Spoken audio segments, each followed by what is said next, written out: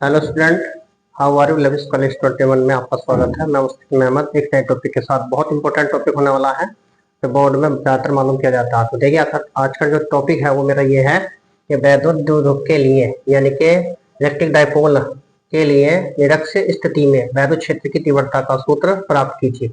यानी कि निरक्षीय स्थिति में वैद्युत क्षेत्र की तीव्रता ज्ञात करनी है। और इसमें एक नीचे साइड में क्वेश्चन लिखा हुआ, नीचे दो बिंदु आवेश प्लस 2.4 माइक्रोकूलाम तथा -2.4 माइक्रोकूलाम एक दूसरे से 2.5 इंटू 10⁻³ मीटर की दूरी पर स्थित है। इस द्विध्रुव से 0.3 मीटर की दूरी पर निरक्षीय स्थिति में वैद्युत क्षेत्र की तीव्रता ज्ञात कीजिए। यदि वैद्युत द्विध्रुव को 90 अंश घुमा दिया जाए तो वैद्युत क्षेत्र की तीव्रता क्या होगी? तो हमें वैद्युत क्षेत्र की तीव्रता ज्ञात करनी है। इसमें न्यूमेरिकल भी है और आपका आर्टिकल भी है। तो आर्टिकल बोर्ड में ज्यादातर मालूम किया हुआ है, बहुत इंपॉर्टेंट आर्टिकल है। तो सबसे पहले इसको सोल्यूशन को करने के लिए इसके डायग्राम बनाना है। डायग्राम हमारे पास होगा तो हम इसको हम यहाँ पर इसको सही कर सकते हैं। तो देखिए, सबसे पहले आंसर में हम यहाँ पर देखिए क्या है हमारे पास, निरक्षीय स्थिति में वैद्युत क्षेत्र की तीव्रता वैद्युत द्विध्रुव के लिए है ना।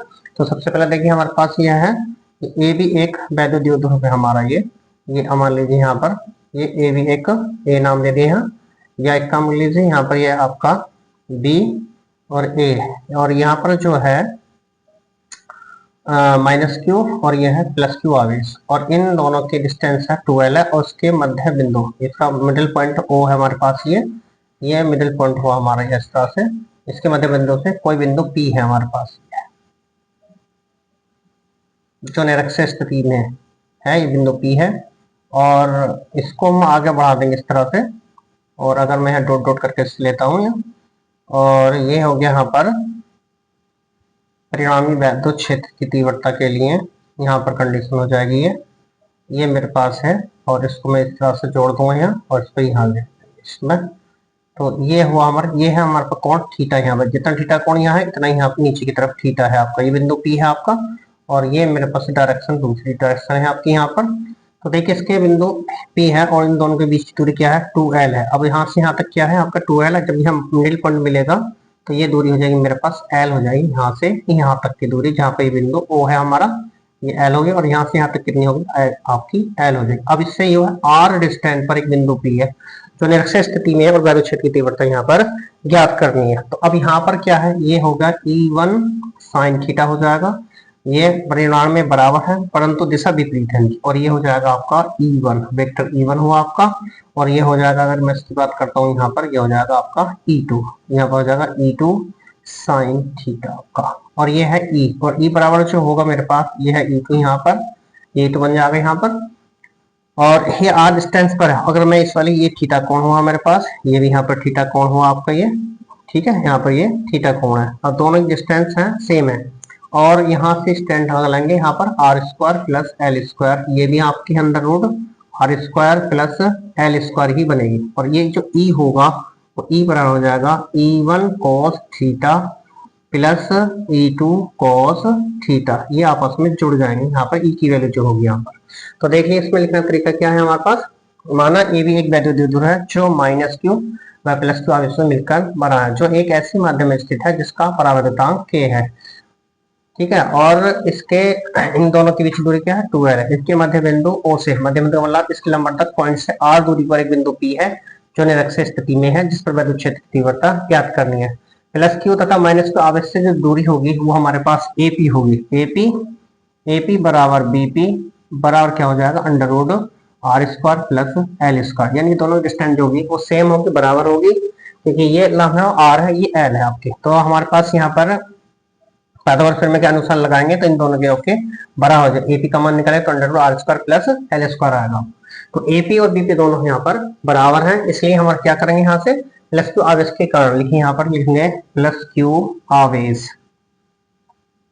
के कारण, +q आवेश के कारण बिंदु P पर वैद्युत क्षेत्र की तीव्रता जो होगी वो E1 होगी। E1 बराबर जाएगी 1/4 पाई ε0 k इंटू q बटे R² + L² होगी। इसी प्रकार हम -q आवेश के कारण निकालेंगे। इसी प्रकार -q आवेश के कारण बिंदु P पर वैद्युत क्षेत्र की तीव्रता, तो मेरे पास होगी E2 बराबर हो जाएगा 1/4 पाई एप्सिलॉन नॉट के इंटू क्यू बटे r square plus l square, ये मेरे पास होगा। क्योंकि इसका रूट हट जाएगा, जो स्क्वायर करेंगे यहाँ पर, क्योंकि डिस्टेंस मेरे पास आर के स्थान पर लगा under root r square plus l square, तो ये हो जाएगा, इसका रूट यहाँ पर हट जाएगा। इससे E1 का मान हो जाएगा 1/4 पाई एप्सिलॉन नॉट के इंटू क्यू बटे r square plus l square.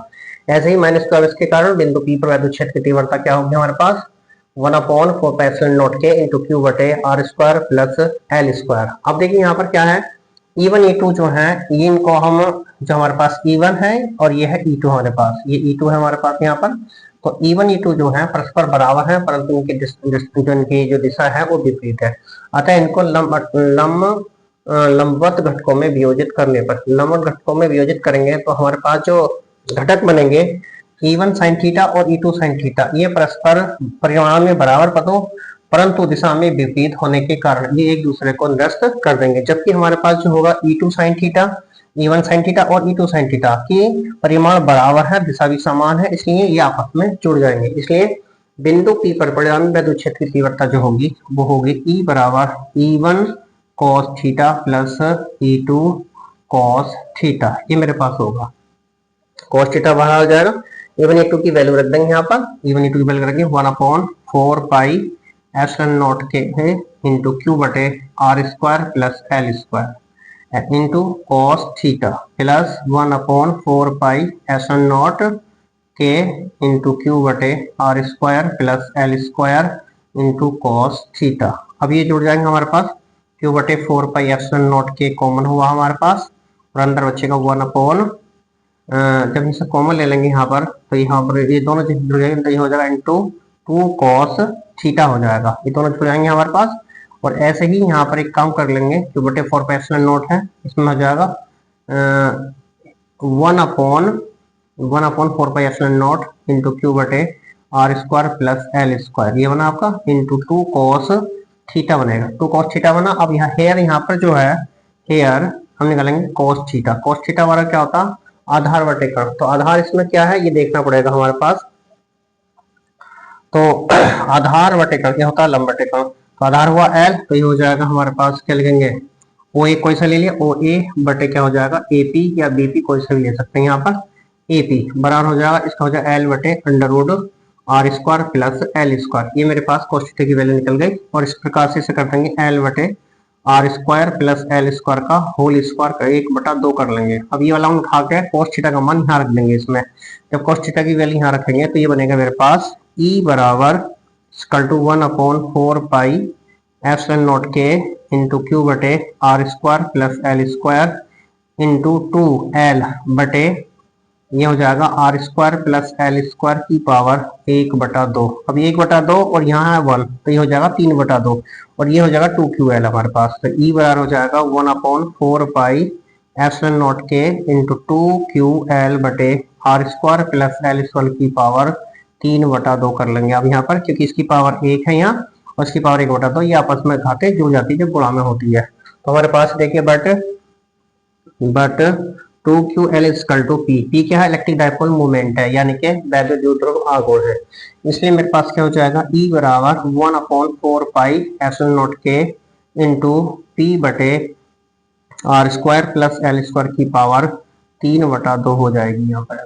इस प्रकार यहाँ पर हुआ। अब देखिए R का मान जो है L की तुलना में बड़ा है, यानी कि R ग्रेटर देन L है and r square greater than l square, ये और भी बड़ा हो जाएगा इससे, इसलिए एल स्क्वायर को नगण्य माना जा सकता है और इस स्थिति में एल स्क्वायर को आर स्क्वायर की तुलना में छोड़ सकते हैं, 0 के बराबर लेंगे, इसलिए मेरे पास क्या हो जाएगा यहाँ पर, तो मेरे पास कंडीशन बनेगी यहाँ से E बराबर 1/4 पाई एप्सिलॉन नॉट के, है ना, एप्सिलॉन नॉट के इंटू P बटे आर स्क्वायर, है ना, आर स्क्वायर की इंटू 3/2, इसको छोड़ देंगे 2 से 2 कैंसिल हो जाएगा आपका, तो E बराबर हो जाएगा 1/4 पाई एप्सिलॉन नॉट के इंटू P बटे आर की पावर 3 न्यूटन प्रति कूलम।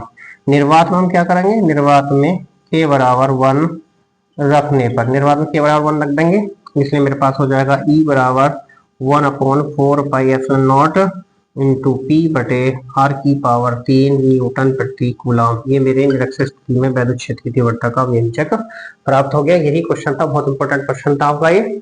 उसके बाद इसमें निकल रहा है कोई एक आवेश है, तो इलेक्ट्रिक चार्ज कोई सा भी आ जाएगा। आवेश जो होगा मेरे पास, आवेश है क्यू बराबर रहेगा 2.4 माइक्रो कूलम। कोई एक आवेश उठा लेंगे तो ये हो जाएगा आपका 2.4 इंटू 10⁻�6 कूलम। इनके बीच की डिस्टेंस है मेरे पास, जो डिस्टेंस है यहाँ पर वो है 2L बराबर रखिए आप यहाँ पर, यह 0.3 नहीं 2.5 इंटू 10⁻³ मीटर। तो इलेक्ट्रिक डायपोल मूवमेंट निकाल लीजिए। यहाँ पर इलेक्ट्रिक डायपोल मूवमेंट क्या होता है, वी नॉट हम जानते हैं, P बराबर Q गुणा 2L होता है। तो Q की वैल्यू है 2.4 इंटू इसकी है 2.5 इंटू 10⁻³ कूलम मीटर। तो ये हो जाएगी यहाँ पर ये हो जाएगा। अब अगर इसमें पॉइंट लगाएंगे तो के बाद 0 और ये हो जाएगा, ये हो जाएगा 2 के बाद पॉइंट लगा 6 इंटू 10⁻³ कूलम मीटर। तो ये होगा 6 इंटू 10⁻³ कूलम मीटर। ये मल्टीप्लाई आपस में कर लेंगे, मल्टीप्लाई हो जाएगा 6, तो 6.00 हो जाएगा आपका 25 की। इसकी मल्टीप्लाई करेंगे आपस में 2.5 की और 2.4 की मल्टीप्लाई आएगी 6.00। पॉइंट यहाँ लगा हुआ था 6 इंटू 10⁻³ कूलम मीटर गया। अब यहाँ पर जो दे रखा नाव हमें दिया हुआ है, नाव R दे रखा 0.3 मीटर। कितना है आपका, इस द्विध्रुव में 0.3 मीटर की दूरी पर निरक्षीय स्थिति में वैद्युत क्षेत्र की तीव्रता ज्ञात कीजिए। तो निरक्षीय स्थिति में वैद्युत क्षेत्र की तीव्रता निकालनी है। आर की वैल्यू हमें यहाँ पर मिली हुई है। तो निरक्षीय स्थिति में वैद्युत क्षेत्र की तीव्रता जो होती है E बराबर 1/4πε0 P बटे आर की पावर 3। ये हमने निकाला, ये फार्मूला यूज होगा इसमें। तो बराबर हो जाएगा 9 इंटू 9 की पावर 9 इंटू पी की पावर 6 इंटू 10⁻³ और ये हो जाएगा 0.3 की पावर 3 हो जाएगा आपका। तो ये हो जाएगा 954 इंटू 10 पर हो जाएगी 3, ये हो जाएगी 6 बचेगी आपकी प्लस की 6, 3 इसमें से घट जाएंगे, 9 में से 3 6 बचा अपॉन ये हो जाएगा 0.0 हमारे पास हो जाएगा, 2 बार मल्टीप्लाई करेंगे इसकी 0.027। अब यहाँ पर क्या है, पॉइंट हटाएंगे और 3 0 लगा देंगे आप में, और 27 दूनी 54 2 बार चला जाएगा आपका ये। तो ये हमारे पास हुआ 2 बार चला गया यहाँ पर। ये जब 2 बार चला जाएगा तो ये हो जाएगा E बराबर 2 इंटू 10⁻6 इंटू 10 हो जाएगी 3। 1 2 3 ये पॉजिटिव है, ये पॉजिटिव, तो जुड़ जाएगी आपकी। तो ये हो जाएगी 2 इंटू 10⁹ न्यूटन प्रति कूलम। अब इसे कह रहा है कि वैद्युत ध्रुव को 90 अंश घुमा दिया जाए तो वैद्युत क्षेत्र की तीव्रता क्या होगी। तो अब वैद्युत ध्रुव को 90 अंश घुमा देने पर क्या होगा, वैद्युत क्षेत्र की तीव्रता जो है वो अक्षीय स्थिति में चली जाएगी। यानी कि इसका जो निकालेंगे यहाँ पर तो ये हो जाएगा आपका E, तो E डैश बराबर हो जाएगा 2E हो जाएगा। कितना हो जाएगा 2E, यानी अक्षीय स्थिति में चला जाएगा, यानी दुगनी हो जाएगी पहले की। तो हमारा 2E हुआ आपके पास, कितना हुआ आपका 2E। तो ये जगह 2E लिख देंगे यहाँ पर, 2E हमारे पास हुआ है। तो 2 इंटू E की वैल्यू हमारे पास 2 इंटू 10⁹, कहते हैं 4 इंटू 10⁹ न्यूटन प्रति कूलम। ये हुआ इसका वाला, क्यों 90 अंश घुमा देने पर, क्या कह रहा था आपका 90 अंश घुमा देने पर वैद्युत क्षेत्र की तीव्रता क्या होगी। तो 90 अंश घुमा देने पर वैद्युत क्षेत्र जो होगा वो अक्षीय स्थिति में पहुंच जाएगी वैद्युत ध्रुव की, और अक्षीय स्थिति में वैद्युत क्षेत्र की तीव्रता E डैश बराबर 2E हो जाएगा, यानी दुगना हो जाएगा। तो 2E की वैल्यू हमारे पास हमने ये निकाली है, यहाँ पर रख देंगे। तो 2 दूनी 4, यानी कि 4 इंटू 10⁹ न्यूटन पर कूलम मेरे पास आंसर हो जाएगा कंप्लीटली। बहुत इंपॉर्टेंट आर्टिकल था और बहुत ही ज्यादा बोर्ड में जाकर मालूम क्या हुआ है। तो आपसे गुजारिश, हमारे चैनल को सब्सक्राइब करें, लाइक करें, शेयर करें। धन्यवाद।